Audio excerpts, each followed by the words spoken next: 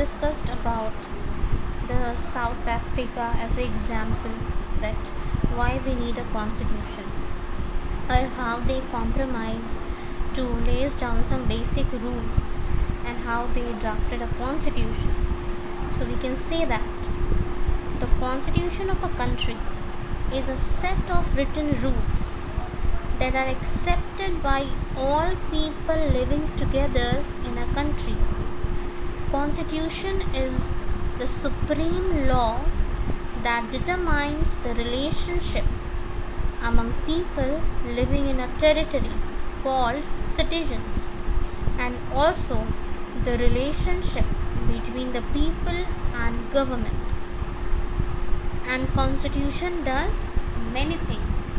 So what are those things we will discuss in the next slide. As we discussed about that constitution does many things, so we can understand that thing as the functions of a constitution, that what role does constitution play in a society, or why it is important to have a constitution.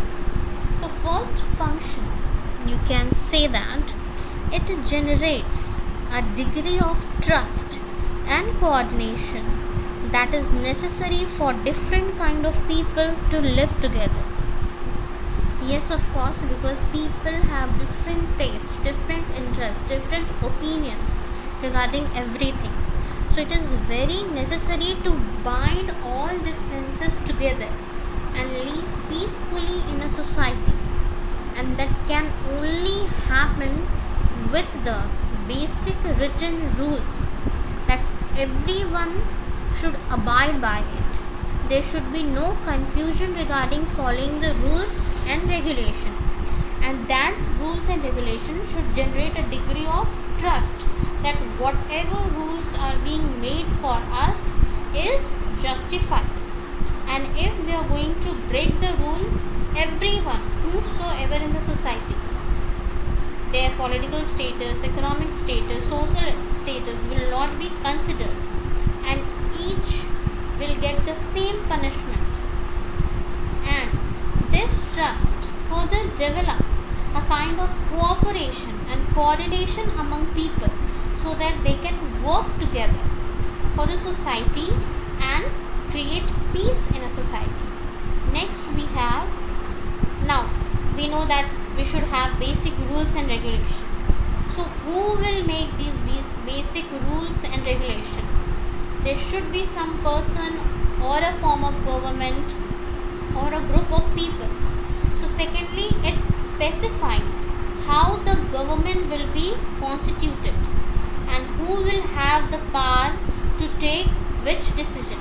So constitution clearly defines that how the government can be formed and what are their powers and function towards the society. Next we have, it specifies how the government, or it should play restriction, or it lays down the limitation on the powers of the government and tells the rights of the citizens that okay, we have formed the government is running the country, so constitution also puts limitation on their function, on their power also. Why? Because so that they cannot dominate us, they cannot become arbitrary in nature, and it clearly defines the rights and responsibility of a citizen. And the last, it expresses the aspirations of the people about creating a good society. So constitution expresses the needs and demands of the people, what they want from the government, and in which way they want to create a good society, so that they all can live together peacefully and follow the rules in same way. So our next topic is making of the Indian Constitution. Like South Africa, India's constitution was also drawn up under very difficult circumstances, and we will discuss that what are those difficult circumstances, or what are the path that led to the drafting of the constitution for India. So let us discuss about the path to constitution. And as we know that making of the constitution for a huge and diverse country like India was not an easy affair. At that time, the people of India were emerging from the status of subject to that of citizens. The country was born through a partition on the basis of religious differences, and this was a traumatic experience for all the people of India and Pakistan. So when we got independence, we had it on the basis of partition of India and Pakistan. So there was huge diversity, differences among the people, and it was not an easy task to get together all the people so that they can accept some basic rules. And at least 10 lakh people were killed on both sides of the border in partition related violence. There was another problem. Now, what was that problem? That the British had left it to the rulers of the princely states to merge with India or with Pakistan or remain independent. So you have read in class 8 that before the partition there were provinces and the princely state, and provinces were ruled directly by British officials who were appointed by the viceroy, and princely states were ruled by local hereditary rulers who acknowledged British sovereignty in return for local autonomy. So princely states were ruled by the local or the hereditary rulers. So Britishers left the decision on the king or the ruler whether after the partition they wanted to join India, Pakistan, or they wanted to remain independent. So with the problem of religious differences, with the problem of partition, the framers of the constitution was also facing another problem, that was the concept of the princely state, that whether they will join or not. And with all those problems, the constitution of India was being written, and the merger of these princely states was a difficult and uncertain task, because when the constitution was being written, the future of the country did not look as secure as it does today. The makers of the constitution had anxieties about the present and the future of the country. Obviously, whether the princely state, whether the ruler will agree to join or not, it was a difficult task. And the framers of the maker of the constitution had this worry that what will going to be the present and the future of India, because at that time for them the situation was not as secure as it is today. And despite all the difficulties, there was one big advantage for the makers of Indian constitution. Now what was that advantage? Unlike South Africa, they did not have to create a consensus about what a democratic India should look like. Much of this consensus had evolved during the freedom struggle. Okay, so the framer of the Indian constitution already had in their mind that what after the freedom, what are the values they want to incorporate so that they can bring all the people, all the society together to live peacefully. They don't have to think about the values. Unlike when South African constitution was framing, they had to think for the values. But this was not for the Indian constitution framers. They already had in their mind. Our national movement was merely a struggle against a foreign rule. It was also a struggle to rejuvenate our country and to transform our society and politics. There were sharp differences of opinion within the freedom struggle about the path India should take after independence. Such difference exist even today. Yet some basic ideas had came to be accepted by almost everyone. So were not only fighting against some foreign rule, we were fighting to create such a society that where people can live together in harmony. They should accept some basic rules to maintain the dignity, integrity, and sovereignty of the country. You already know the task of framing of the constitution was given to the Constituent Assembly. Well, we will deal it about in detail in next video. But before that, in 1928, Motilal Nehru and 8 other Congress leaders drafted a constitution for India. In 1931, the resolution at the Karachi session of the Indian National Congress dwelt on how many independent India's constitution should look like. Both these documents were committed to the inclusion of universal adult franchise, right to freedom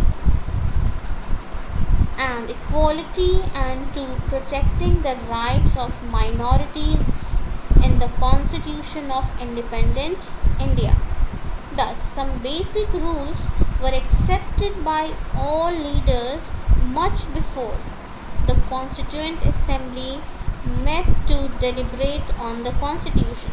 So, before the Constituent Assembly met in 1946, before that only in 1928 and in 1931 at the Karachi session, they have some basic concept, basic ideology on which all the leaders agreed to accept that.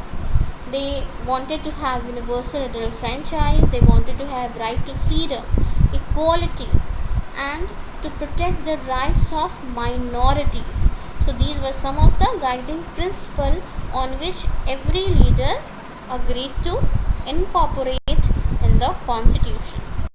The familiarity with political institutions of colonial rule also helped develop an agreement over the institutional design.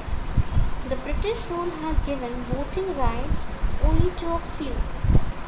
On that basis, the British had introduced very weak legislatures. Elections were held in 1937 to provincial legislatures and ministries all over British India. These were not fully democratic, but the experience gained by Indians in the working of legislative institutions proved to be very useful for the country in setting up its own institution and working in them. That is why the Indian Constitution adopted many institutional details and process from the institutional details and process from colonial laws like the Government of India Act 1935. Years of thinking and deliberation on the framework of the Constitution had another benefit. Our leaders gained confidence to learn from other countries, but on our own terms. Many of our leaders were inspired by the ideals of French Revolution. You must remember that we have studied in the first chapter that the struggle or the revolution in France gave the idea of liberty, equality, and fraternity. So our constitution framers much inspired by all those ideals. the practice of parliamentary democracy in Britain and bills of right in the US, the socialist revolution in Russia had inspired many Indians to think of shaping a system based on social and economic equality. Yet, they were not simply imitating what others had done. At each step, they were questioning whether these things suited our country or not. All these factors contributed to the making of our constitution. So, our constitution obviously is borrowed from different countries, but we did not copy the exact thing. We change it according to our needs and demands. We only get the ideas or the ideals from different countries, and having so much of deliberation and discussion, then we have incorporated all those ideas on the basis of our terms, our needs, our demands. So if you can sum up the path to constitution, you can follow this flow chart like that. In 1928, Motilal Nehru drafted a constitution. Then in 1931, they have a Karachi session of INC which accepted some basic ideals. Then Government of India Act 1935. Then meeting of Constituent Assembly in 1946. Then we got independence, and then the Constitution of India started to frame. So this is the basic outline. The next video we will have a detailed discussion on Constituent Assembly. Based on today's class, there are certain assignment questions for you all. First, why is Constitution considered as a supreme law of the land? Next, what was the state of princely states when the British left India? Third, how difficult it was for India to frame a constitution for united India after independence. Here you need to write that what are the problems? What were the problems faced by the constitution makers, or what was the situation after the partition of India, and how it was difficult for the constitution framers. Next, why do we need a constitution, or explain the role of the constitution in a country, or it can be asked that explain the functions of a constitution in a society. So question can be asked in several ways. Last question is, which country's constitutional features inspired Indian constitutional framers? Thank you class, and have a nice day.